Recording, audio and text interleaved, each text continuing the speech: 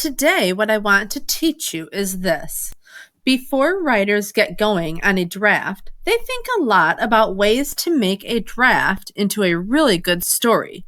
But once they're in the midst of the story, they try to lose themselves in it. They become the characters.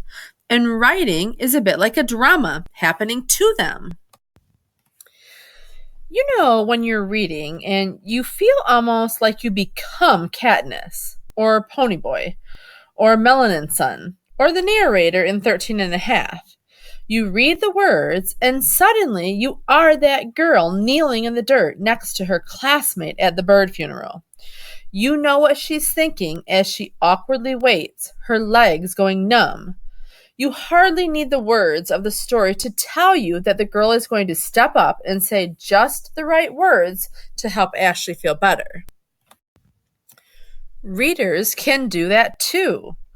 They can read words on the page and suddenly be in the shoes of the character, because writers first do the same. In a book called The Stuff of Fiction, Gerald Brace says it this way. It is not enough for a writer to tell us about a person or a place. He must give us the illusion of being the person ourselves. The basic failure in much writing is the failure of the writer's imagination.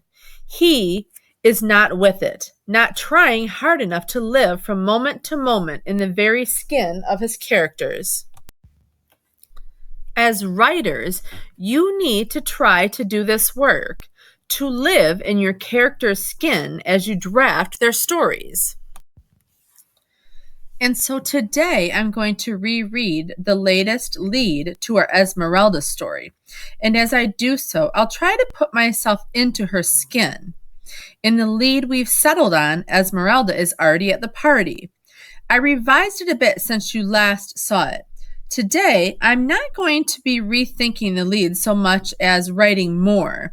To do that, I'm going to pretend to be Esmeralda. I was finally at the party I wanted so badly to be at, yet there I was, sitting on the floor next to the television that was blaring some reality show. I couldn't make out anything that was being said on the show because the stereo was also blasting. All of a sudden, I heard a crash. I looked away from the TV just in time to see a kid, I think from my science class, pick himself up off the floor. "Who's next?" he asked. He gestured to the couch. "I am," another guy said, and hopped up to the stand on the back of the couch, balancing on his toes. "1, 2, 3, the crowd yelled. All at once, the new kid, who I didn't recognize, jumped off the couch and landed with a thud on the coffee table. Now, I need to keep in mind that the next dot on the story arc says that she goes into another room only to hear a few people gossiping about one of her friends. But mostly, I'm just going to try to be Esmeralda. But I'm also starting to think of another idea. The Esmeralda was just sitting there trying to figure out her friend. I have no idea what exactly will happen next, so I'll reread what I just wrote and then let something come to me. Okay, here's the next part. "I mean, did you see what Tilly wore tonight?" Liz snorted. "No one wears that color anymore." I just sat quietly on the edge of the chair. I didn't think I even knew what Tilly was wearing. I never paid attention to those sort of things.